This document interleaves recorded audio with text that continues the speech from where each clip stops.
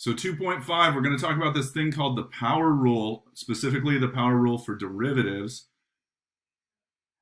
And it's going to just let us more easily take the derivative of certain types of functions.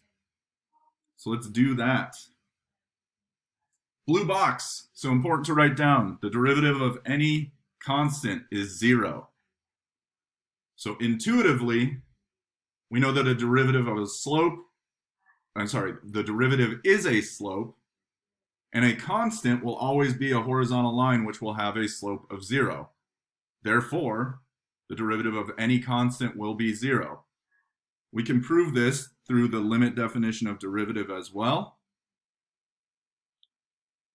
So I can say, let's say my function is a constant, and I'm using my derivative formula, which is the limit as h approaches 0 of f of x plus h minus f of x over h. Well, then it doesn't matter what you plug in as the input for the function, the output is always going to be the constant c. So even when I plug in x plus h, I get an output of c. When I plug in x, I get an output of c. C minus c is 0.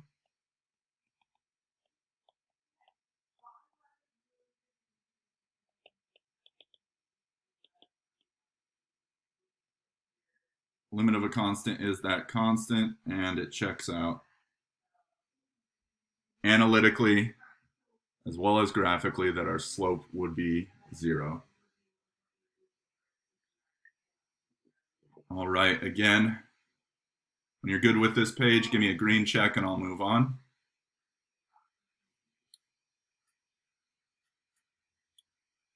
All right, well, the derivative of x is 1. So likewise, y equals x is just a linear function that has a slope of 1 everywhere. We said a derivative is a slope, so therefore you would expect its derivative to be 1. Again, if I use my limit definition of derivative,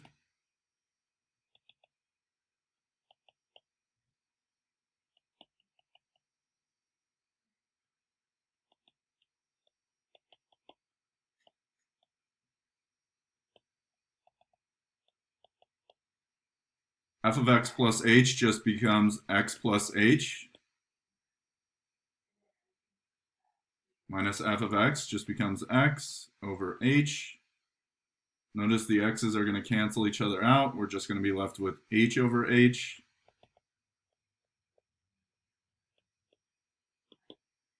Which is just the limit as h approaches 0 of 1, which is 1.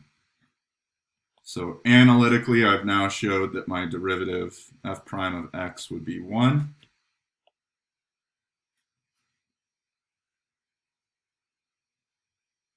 Go ahead and give me a green check when you're good on that slide.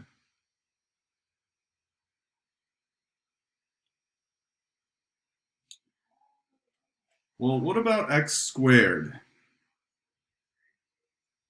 So before I do x squared, let's go out look at some patterns here.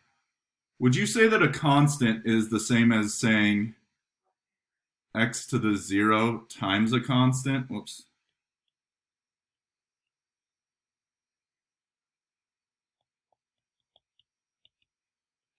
Is that the same as just the constant? What's x to the 0?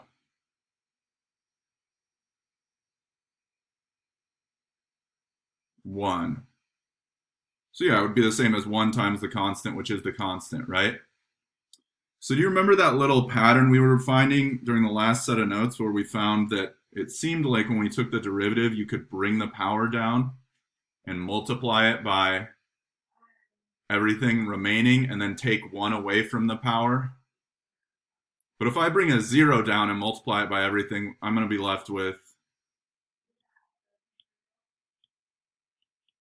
no matter what's in front of it, it's just going to be 0, right?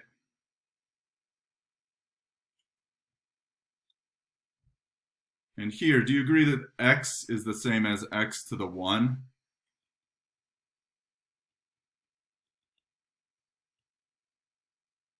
And so if I take the derivative, I could bring the 1 down, subtract 1 from the old exponent, which would give me x to the 0. 1 times x to the 0 is just 1, right? So if we follow that pattern, what's a guess at what the derivative of x squared is going to come out to? Just give me a guess. What will the derivative of x squared come out to?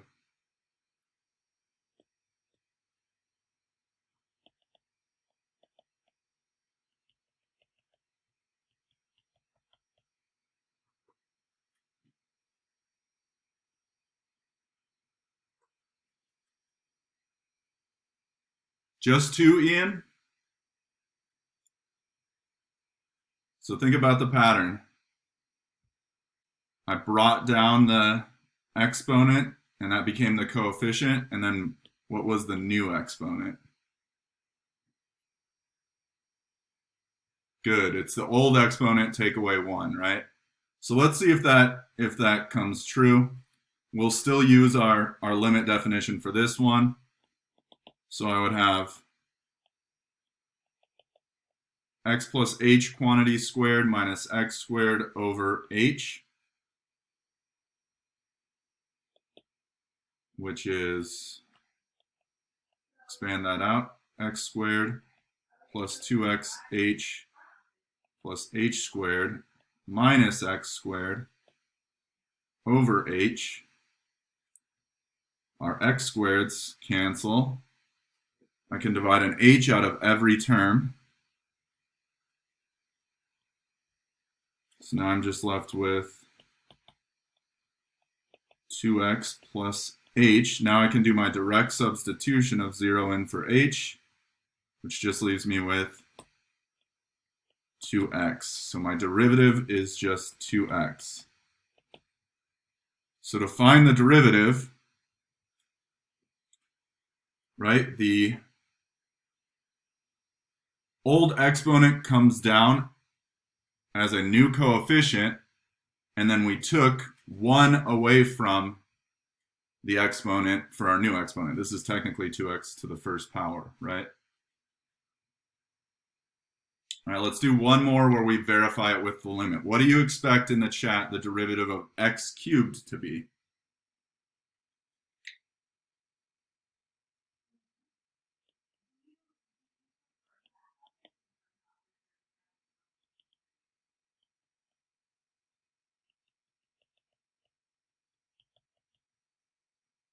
Three x squared? Yep, that would follow the pattern, but let's just verify. So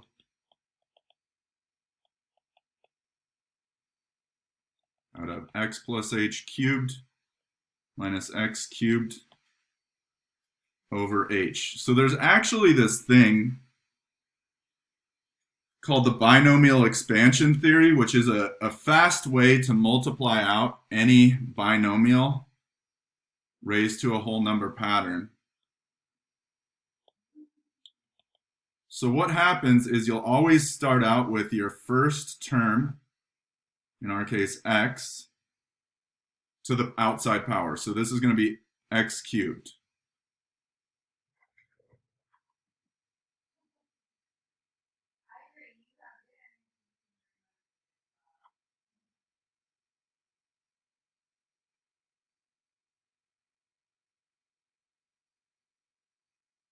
And then each next term in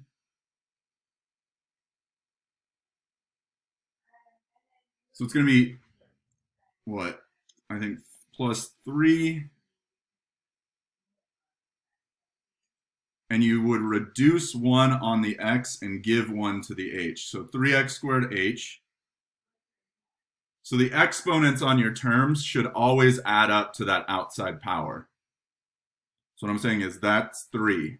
Here I have x to the second power, h to the first power. So that still adds up to 3, right? And each term, your exponent on your x will decrease by 1, and on your h, it'll increase by 1. So plus 3x h squared and then plus now no x's, and just an h cubed. And then I still have the minus x cubed, and that's all over h.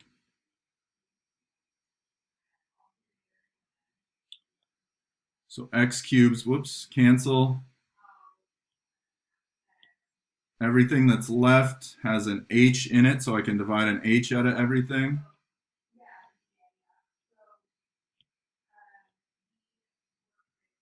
And my limit is letting h approach 0, and it's 3x squared plus 3xh plus h squared. Now I can do my direct substitution of 0 into all the h's.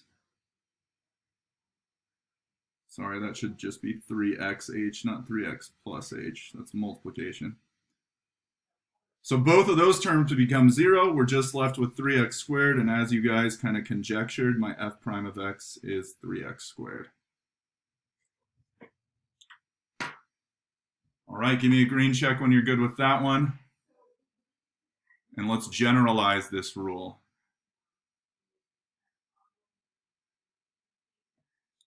So this is the power rule. The power rule says that if n is a positive integer, and it's actually, the truth is it's any real number.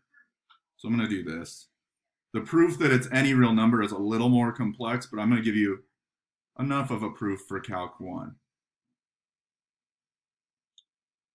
So if n is a real number, this works for any real number exponent, then the derivative of x to the n is just n times x to the n minus 1.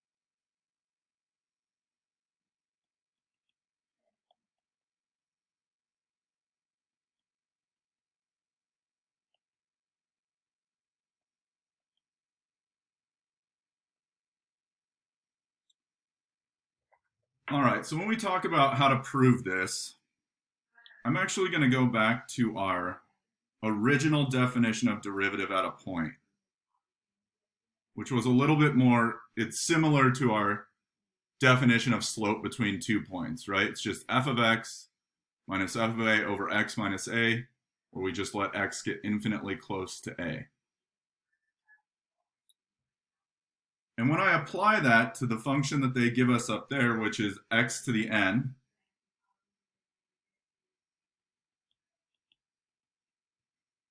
what I end up with is x to the n minus a to the n over x minus a. Now, as an aside, we know that the difference of two squares, like x squared minus a squared, factors out really neatly, right? It factors out to x minus a, x plus a. Well, it's also true that the difference between two cubes factors out to x minus a times, in this case, x squared plus 2xa plus a squared. And in fact, it's true that any x to the n minus a to the n will factor out in a similar pattern, where it'll factor out x minus a, and then your first term will be x to the n minus 1, and then your next term, your a power increases and your x power decreases. So this would be x to the n minus 2 times a, and then your next term would be x to the n minus 3 times a squared, and so on until your last term is just a to the n minus 1. So with that in mind, I can factor that numerator that way.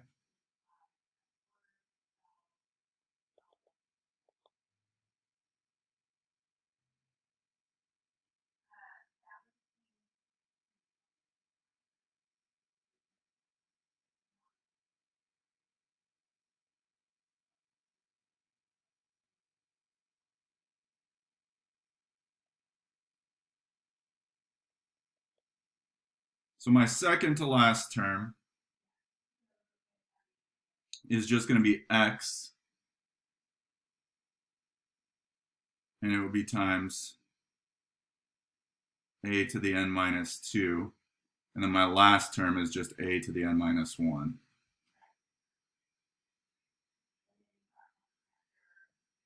Okay, and then this is going to be all over x minus a. Well, notice that what I can do now is divide out the x minus a factors. And that's just going to leave me with this limit. Limit as x approaches a of x to the n minus 1 plus x to the n minus 2 times a plus x to the n minus 3 times a squared, and so on and so forth, plus x times a to the n minus 2 plus, oh wait, I needed an ellipse. Where did I leave that out? That should be times a squared plus dot dot dot. There we go. Finally, plus a to the n minus 1.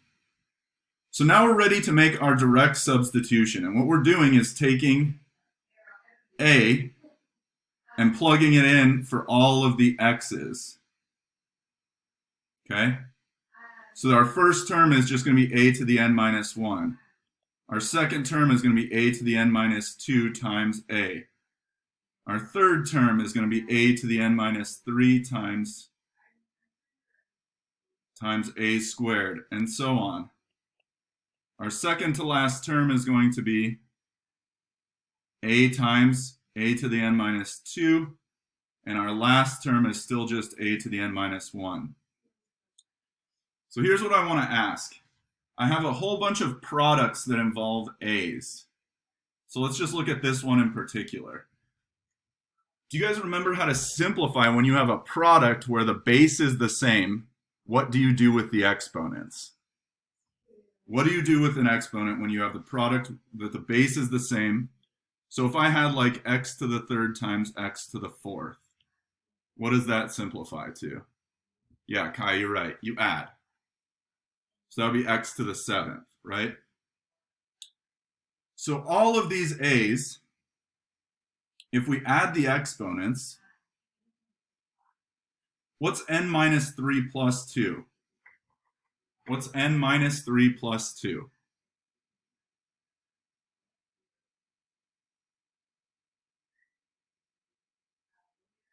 It's n minus 1. What about this one? This one you have an exponent of n minus 2, and technically you have an exponent of 1. What's n minus 2 plus 1?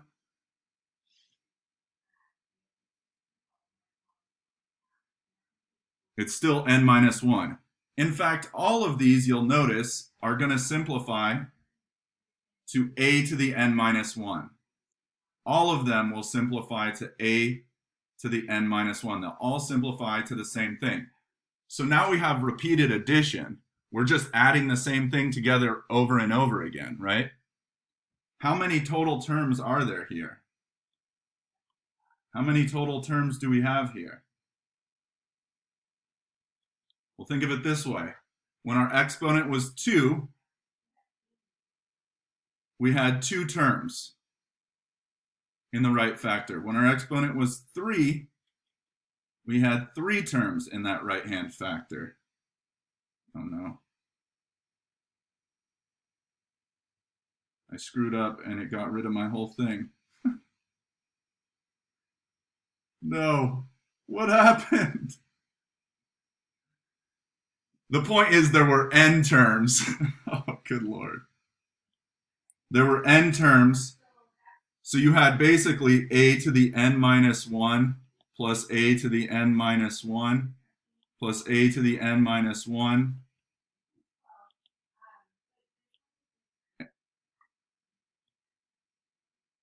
n times. So you can reduce that then to n times a to the n minus 1, and then we've proven that our derivative is n times x to the n minus 1. All you have to do is replace the fixed point a with the variable x, and you're done. All right, so I wanted to walk you through that proof. But now we can use it. We've proved it. Now if we have functions that look like this, we no longer need to go through the whole rigmarole of evaluating it using our limit definition of derivative. We can straight up use our power rule for derivative, which is going to be much shorter. So let's do that. We're going to roll through some of these, so get your chat fingers ready.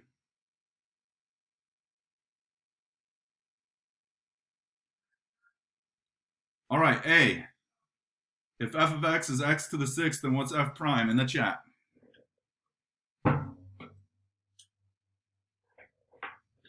You got it. 6x to the fifth. Perfect. While you do these, just think about how long it would have taken to expand out x plus h to the sixth. How nice it is to now just have this generalized formula that we don't have to. All right, now Vincent's spoiling these things. B, you would have never been able to do x to the 1000th because you would have had to expand out x plus h to the 1000th power, which would have been a huge pain. But now we know it's just 1000x to the 999th.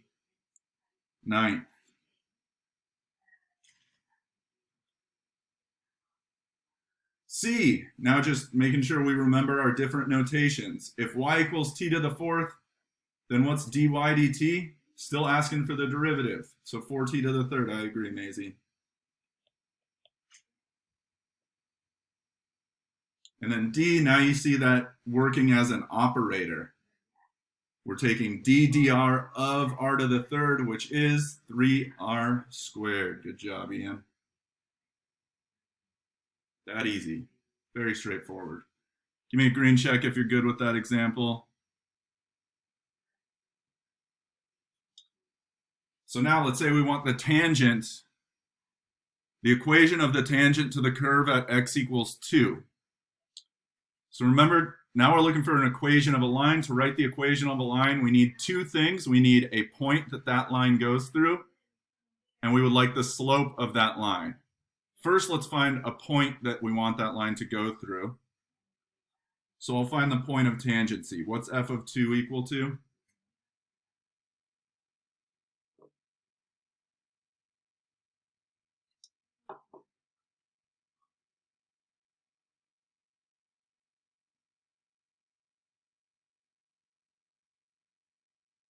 Thank you, AP Calculus. Yes, 2 cubed is 8.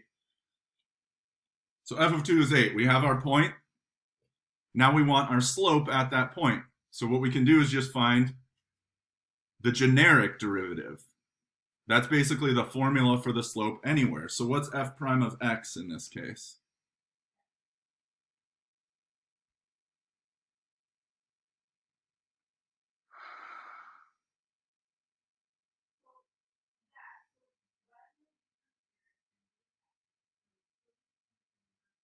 Good, 3x squared. A derivative is just a slope, so what we've come up with is a formula to find the slope at any input. Where do we want to know our slope? At what value of x do we need to know our slope? At 2. So f prime of 2 is 3 times 2 squared, which is 3 times 4, which is 12. So that's what we expect our slope to be. Now let's just write out the point slope form of the tangent line, which would be y minus the y coordinate, so that's 8, equals our slope times x minus the x coordinate.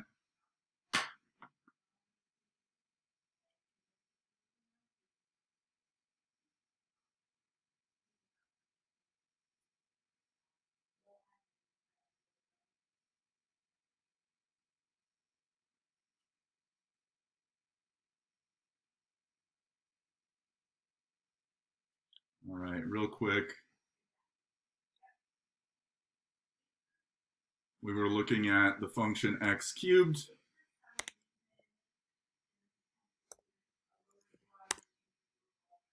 Oh, that's not what I wanted to do.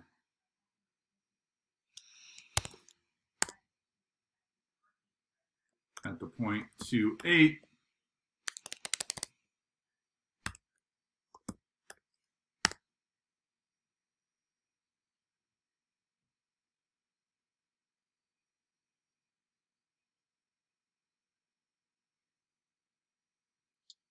And then we said that it was y minus 8 equals 12 times the quantity x minus 2. God, my shift key, guys, just not working. There we go. And yep, that looks pretty tangent to me. You can zoom in and see that local linearity pretty quickly. You can't even discern the difference between the line and the curve. So there we go. Any questions? Go ahead and give me a green check if you are good to go.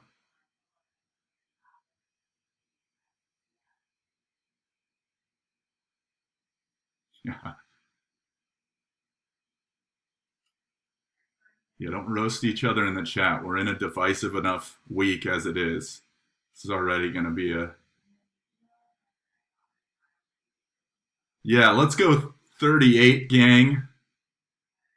Right, Aaron? My wife's on board. Take that, teenagers. Here we go.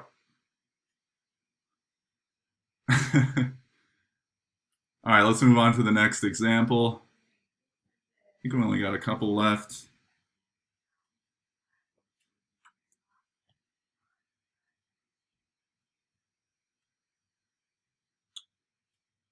All right, kind of a similar idea. Try this one on your own first. All of a sudden, I've given you that something that isn't a whole number as an exponent, but we said that this power rule works as long as your exponent is any real number. Rule stays the same. So what I'm saying is, let's see if we can subtract fractions here.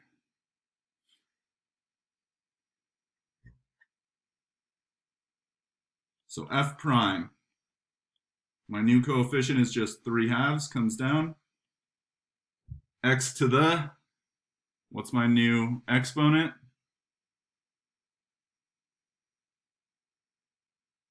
Oh boy. Oh boy.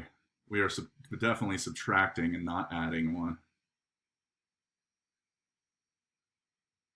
1/2. So there's my derivative, but they want just the value at a specific point. So now we will plug in the 4. We got 3/2 times x, which is 4. It's the 1/2.